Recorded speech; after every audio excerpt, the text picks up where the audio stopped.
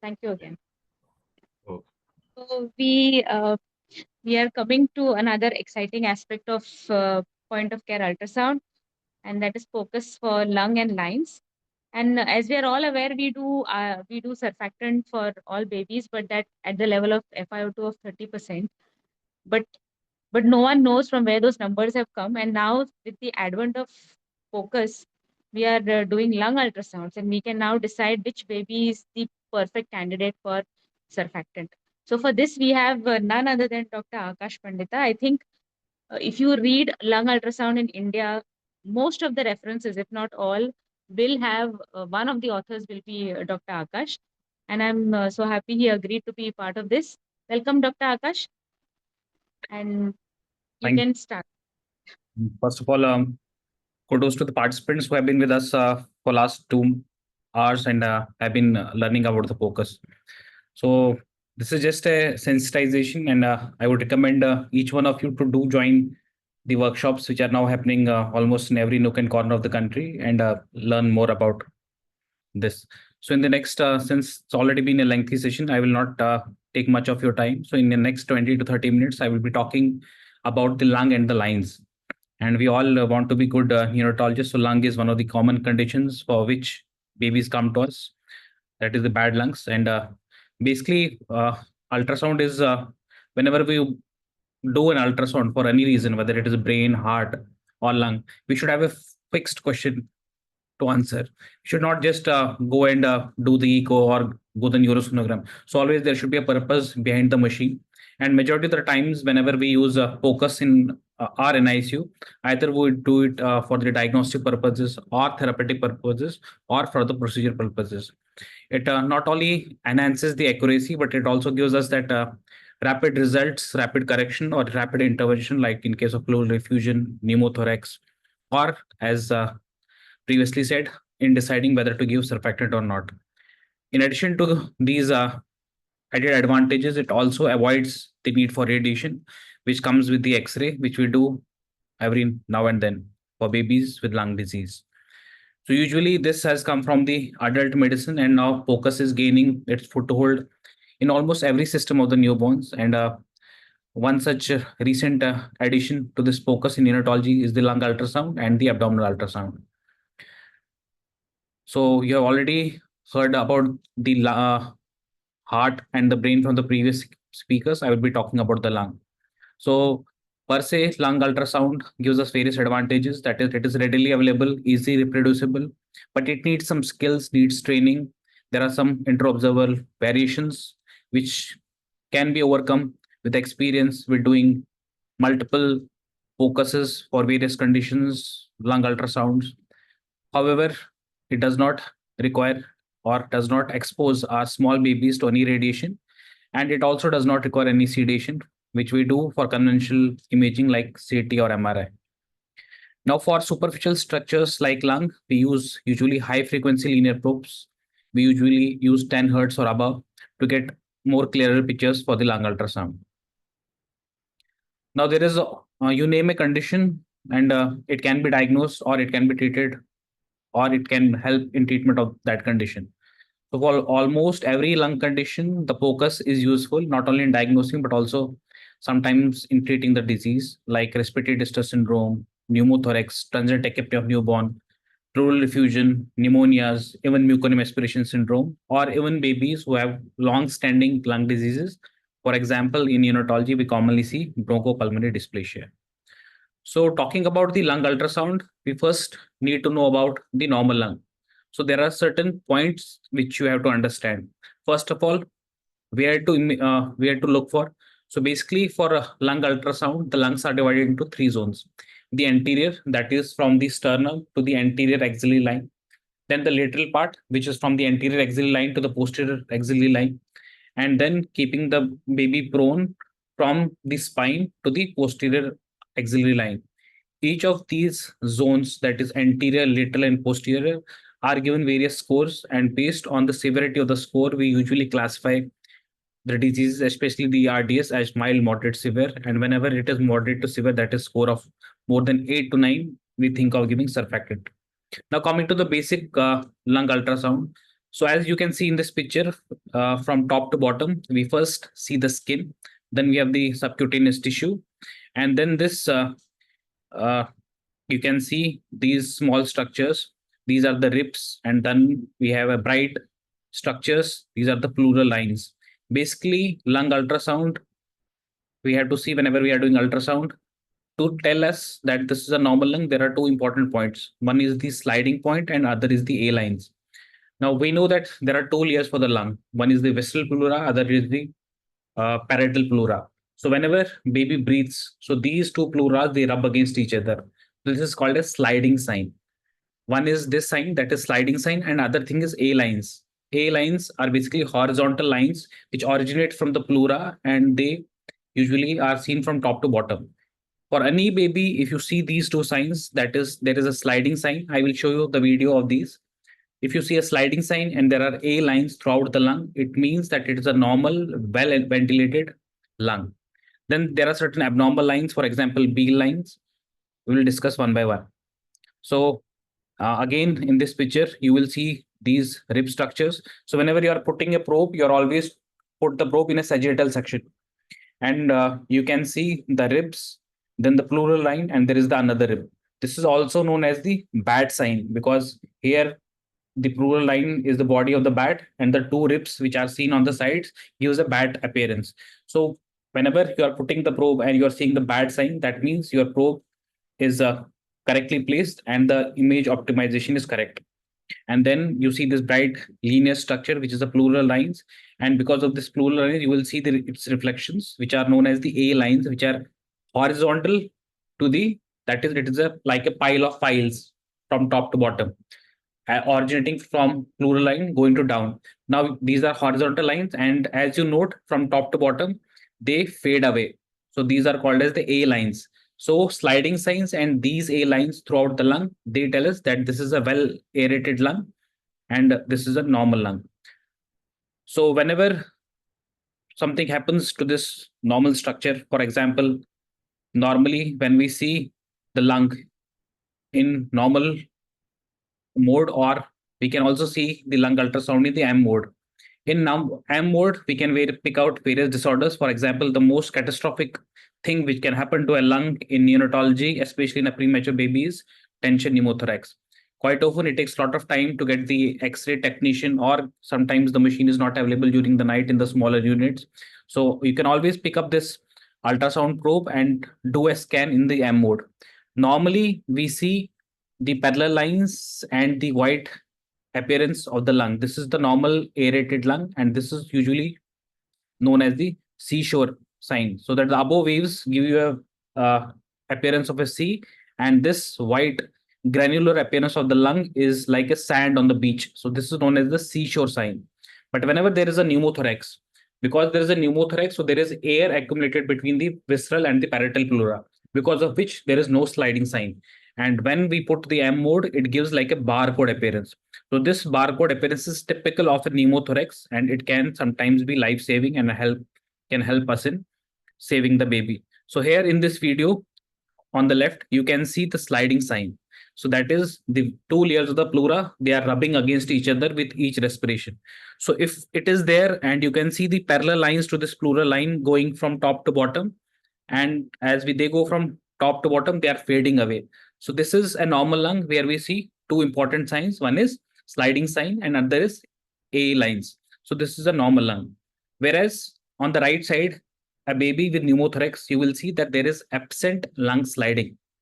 Now, this is the normal ultrasound. When I put the M mode, you can see you have no movement and there is a barcode like appearance. So this is typical of a pneumothorax, and this tells me that this baby needs an immediate attention either in the form of a needle drainage or ICD. Now we talked about the A lines. These are the normal lines, and these are always horizontal to the pleural line. Whenever they are there, they tell us that the lungs are well aerated, and this is a normal sign. So this is how a normal lung looks. This is the A line, which are always parallel and they fade away from top to bottom. Now we come to the abnormal lung. So whenever there is accumulation of fluid in the subpleural space, it spreads the light. So instead of the normal lung, which had horizontal lines. Now we have a perpendicular lines. These are like torch lights, like you're something searching with a torch during the night. They are also known as comet tail appearance. So as you can see in the picture to the right. So basically, whenever there are B lines, they will cause disappearance of the A lines. And you can see that they do not fade away from top to bottom. Sometimes it is very difficult to see whether they are horizontal or they are perpendicular. But one thing is that the B lines, they are never fade from top to bottom. They're always equal intensity, whether you see at the top or at the bottom. And usually, whenever they are present, they indicate an abnormal lung condition. For example, they may be because of the pneumonia, they may be because of the transient tachypnea of the newborn. So here in this video to the right, you can see that it is like somebody is throwing a torch in the night, or he's searching with a torch. That is comet tail appearance. These are the B lines. This baby had transient tachypnea of the newborn. And this again, I have shown with the pictures, which is a still picture on the left, where you see the perpendicular lines, which are equal distributed from top to bottom, and there is no fading. So these are B lines. They are always pathological. So the two common conditions which we see in the babies, one is the RDS and TTN. So if basically RDS is a uniform disease, that is bilateral lungs will be uniformly affected. So if you're seeing bilateral white lines and there are more than three B lines, that is the coalescent B lines, and there are both lungs are equally affected, is typical of RDS. Whereas in transient tachypnea of newborn, there will be sparing of some areas of the lung, which is also known as the double lung point. By that, I mean to say that portion of the lung you will see that has dried up. So it gives a normal A lines, whereas there is a portion of the lung which is still wet. Transient tachypnea of newborn is also known as the wet lung disease. So in some portions of the lung, there is still some fluid present. Because of that fluid in the subpleural space, that portion of the lung will have B lines. So there is one normal portion within the same lung which has A lines, and there still some portion of the lung which is still wet, which will have B lines. So in the same lung, you will see A lines as well as B lines. This is known as the double lung point. This is typical of transient tachypnea of newborn. So here in this picture, we will see on the right side, I can see the pleural line. Then I can see the parallel lines, and they are fading away as we go from top to bottom. So these are the A lines. Whereas on the left side, I can see the B lines, which are perpendicular, comet tail appearance. They do not fade away from top to bottom, and it's also known as the interstitial syndrome. So the junction between the normal A lines and the abnormal B lines is known as the double lung point, and this is typical of transient tachypnea of newborn. Now, other common condition for which we use ultrasound is pneumonia. So depending on the type of the pneumonia or the seriousness of the pneumonia, there will be the consolidation will be of various sizes. We usually call it as a hepatization of the lung. That is, the lung will become more whitish in appearance. Normally, whenever there is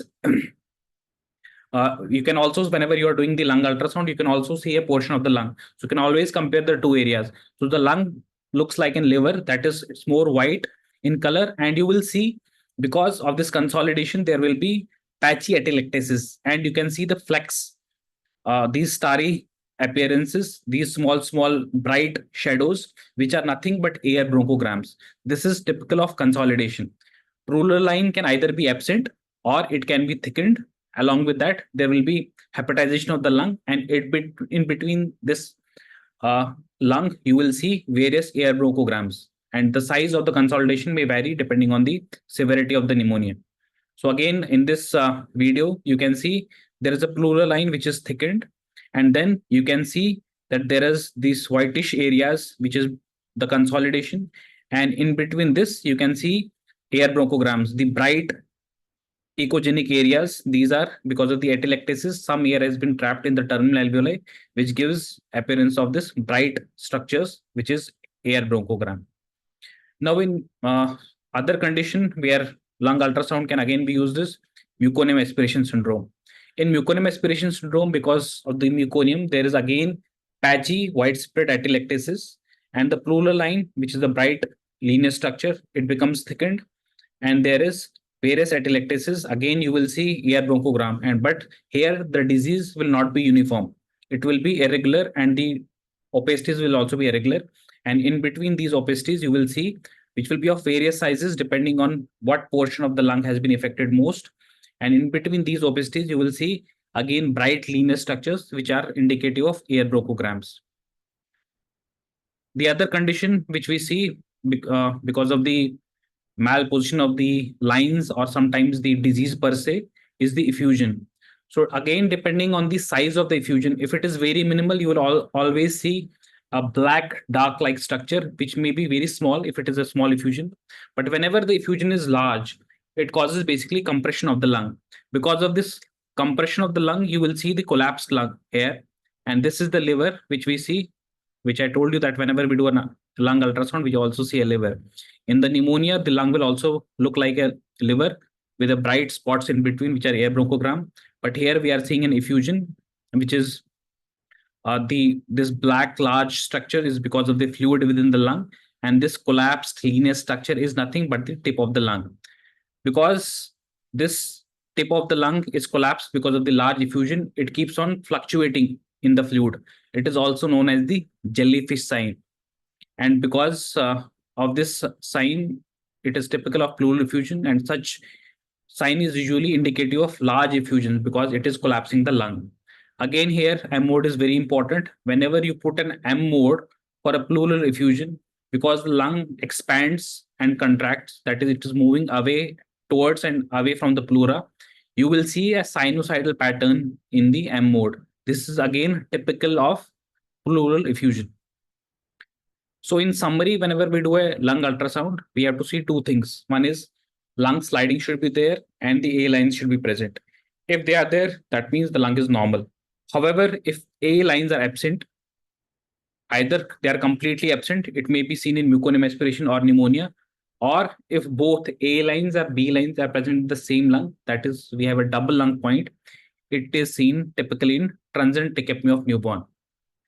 If lung sliding is absent and we see a jellyfish sign or a sinusoidal pattern in the M mode, it is typical of pleural effusion. And if lung sliding is not there and we see a barcode sign, that is, there is absent sliding and there is a barcode sign on the M mode, it is typical of pneumothorax. Now, coming to the lines, why lines are important and why do we need an ultrasound, especially in neonates? Because in neonates, we have limited access to the veins.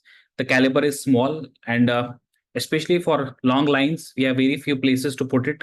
And if we spoil them with putting inadvertent or doing inadvertent access and we are not putting it correctly, we may lose those vessels also. So it is always important to use ultrasound.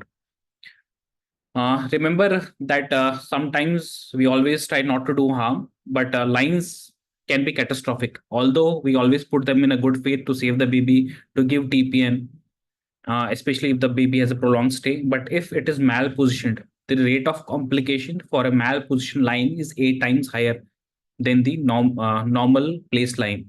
It not only includes complications like extravasation, thrombosis, sometimes there can be pneumothorax or even death can occur if that is not picked early.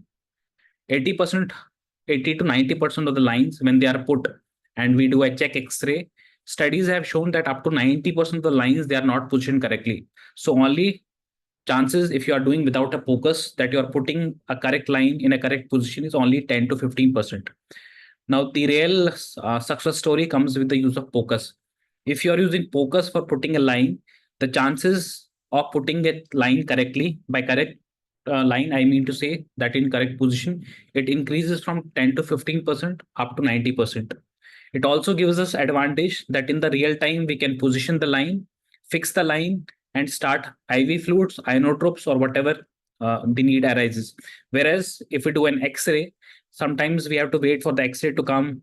Sometimes we have already fixed the line, we have already done the dressing. Sometimes the sutures have been already done.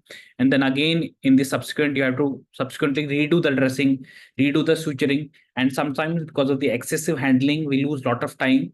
That baby may crash, become more sick, and that also increases the risk of the sepsis, especially the clepsy. Various studies have shown that whenever we use POCUS for the lines, we not only decrease the risk of X-ray exposure, but we also decrease one of the lethal diseases which kills our newborns is CLAPSy. So whenever you're using POCUS, since you are doing everything the same setting, you're doing everything in minimal time. So the risk of CLAPSy decreases with use of POCUS in the lines. The baby is handled less and it gives a faster access to the lines. But always remember that you should be well trained. You should know your machine. You should know your baby. The indication for putting a line should be there.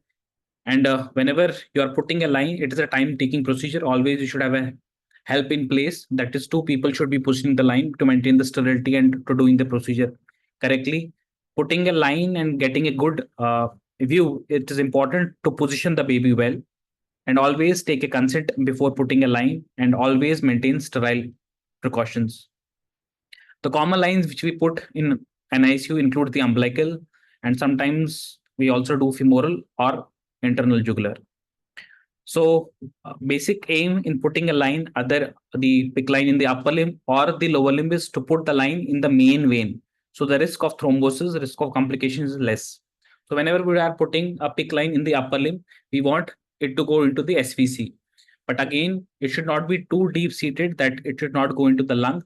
It should not go directly into the heart, because that will cause arrhythmia, thrombosis, and the complications will increase. So as you can see on the left, here we have put a PICC line in the upper limb.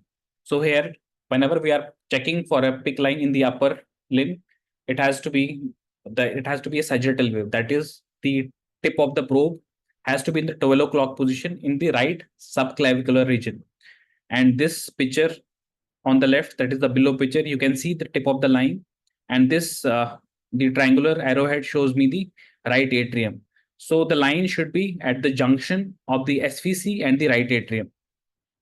That is the correct position. It should not be too deep seated into the heart, and it should always be a central. If it is even some millimeters or 1.5 to 1 centimeter away from the heart, that is also normal, but it should be within the central vein. For upper limb, that is SVC. Whenever we are putting a PICC line in the lower limb, we use a subcostal wave. Again, the sagittal wave. That is, the tip of the probe has to be in the 12 o'clock position in the subcostal plane.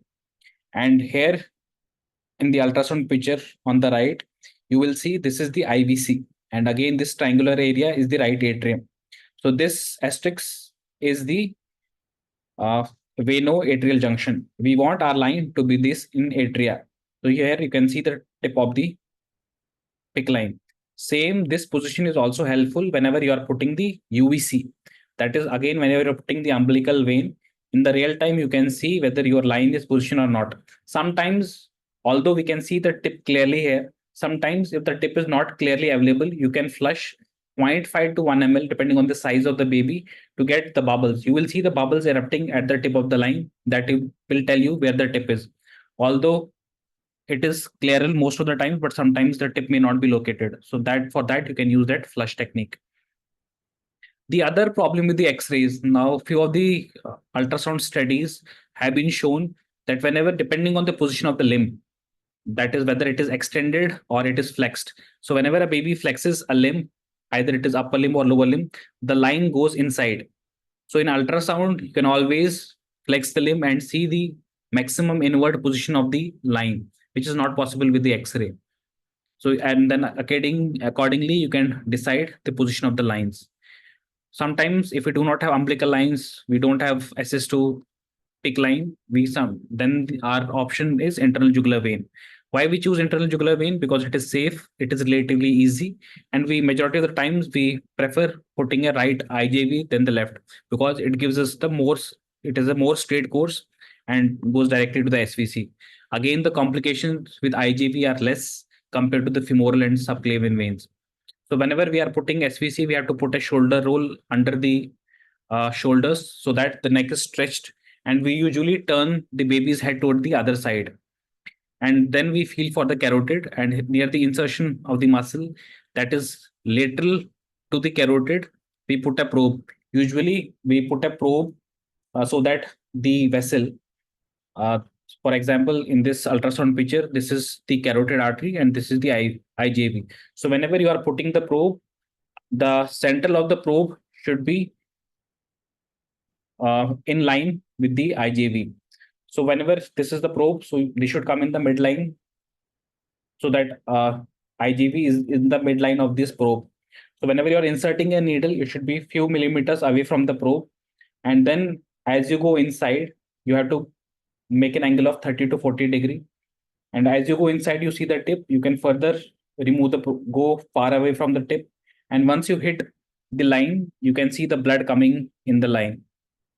So with the ultrasound, the success rate is almost 90%, and it usually is safe and avoids complication, especially pneumothorax and cardiac tamponade. So POCUS is very helpful in line placements and always saves our time and helps to initiate the therapy very early. So for confirmation of the lines, we can either use the longitudinal or the transverse views, and in the same setting, we can complete the procedure. The limitations are, again, we need a machine. That machine comes at some cost. You need a training.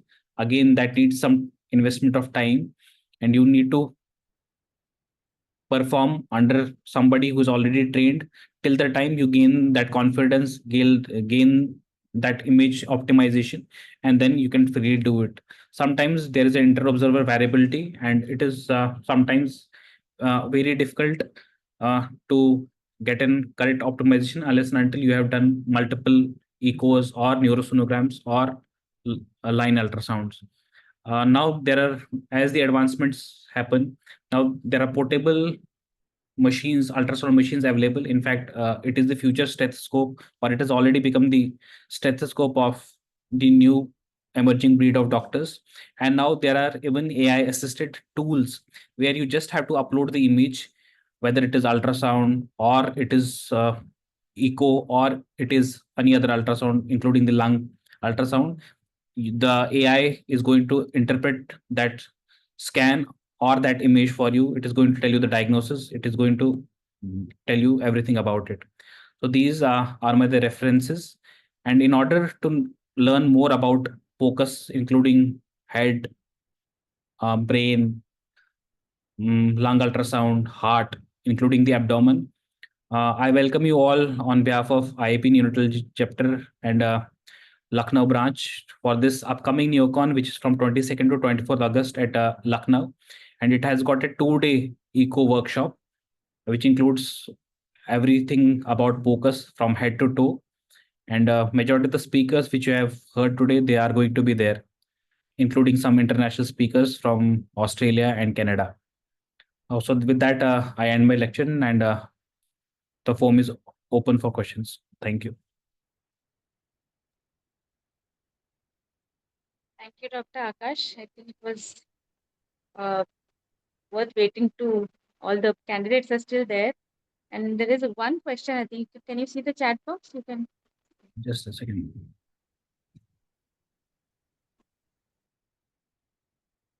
Chat. Yeah, got it. How can we maintain asepsis in ultrasound guided lines? So there are few points in maintaining asepsis, and it is a very important practical question.